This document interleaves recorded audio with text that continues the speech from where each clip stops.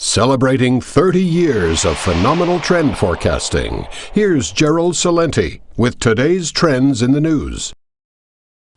Hi, this is Gerald Celente with today's trends in the news. Well, that MF story, that MF Global is still going on. And I've been doing some research and I uncovered what I think is the real smoking gun behind a lot of this, and how the scam perpetuates itself, and how people are conned in to the con game by the ace con men. And one of them appears to be none other than the head of the CME, Terrence Duffy. Terry, he calls himself.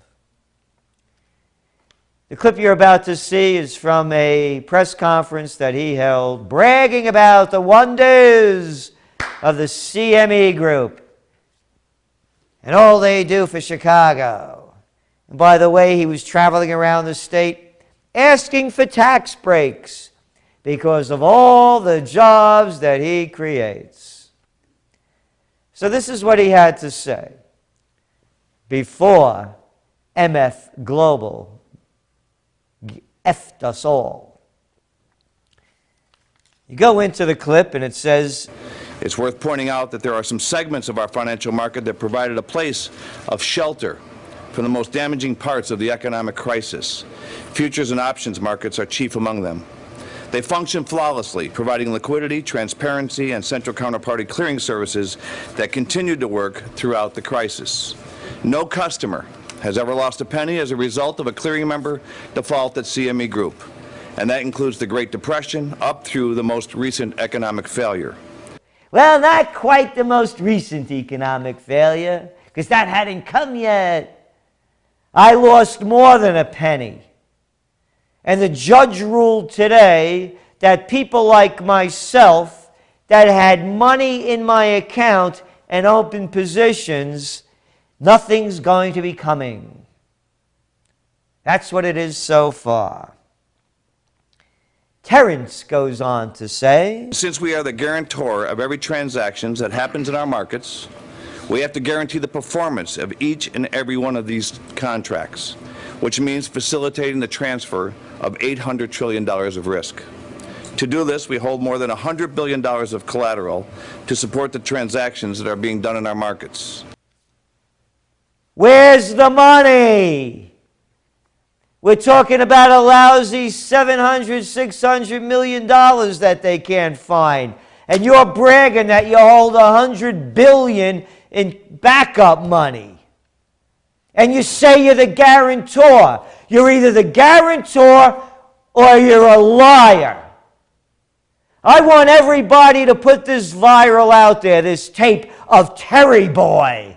Because I don't care if it's Fidelity. I don't care if it's Raymond James. I don't care if it's Charles Schwab. That's right, all those big names out there. If they crash, you're going to go down with them. Oh, there'll be the government agencies. There'll be all those hearings. There'll be the bankruptcy courts. There'll be the guarantees and the insurance. Oh, yeah. And you may as well wait until after you die to get it back, because you're not going to see a penny of it probably. So that's what's going on. The big con is in. And the con men are out there talking it up. And talking about a con, look where gold prices are going. You see what's going on over there in Europe? The technocrats that they brought in are not saving the day. Bond yields are skyrocketing. Gold prices should be going through the roof. Instead, today they fell down to the 1720 level. This just came out. European debt crisis drives gold rush, November 17th. Even near record high prices, gold hasn't lost its luster, especially in Europe. Investors in Europe purchased a record $6.2 billion in gold bars and coins in the third quarter, according to the World Gold Council reported. You got it? The Europeans have seen this game before.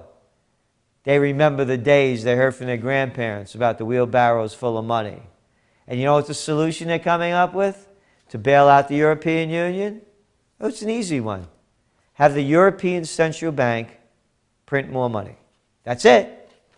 As Timothy Geithner said, our esteemed Treasury Secretary, it's not rocket science. After all, that's what they're doing here. So you better watch out, and you better know where your money is. I'm very concerned about what's going on here. And on one little lighter note, Target employees protest Thanksgiving hours. I wouldn't call it a lighter note, actually, at all. I take that back. On a very serious note. They're making people go to work now on Thanksgiving Day in the evening, or Thanksgiving evening, for Black Friday's rush, for people to go in there and buy stuff cheaply, or a cheaper price, a discounted price, a loss leader price. And the people are protesting. You know, this Christmas, how about celebrating the true meaning of Christmas? Boycott these places. It's become all about money, not the spirit of Christ. And I don't care what religion you are. You know, I'm not pumping that.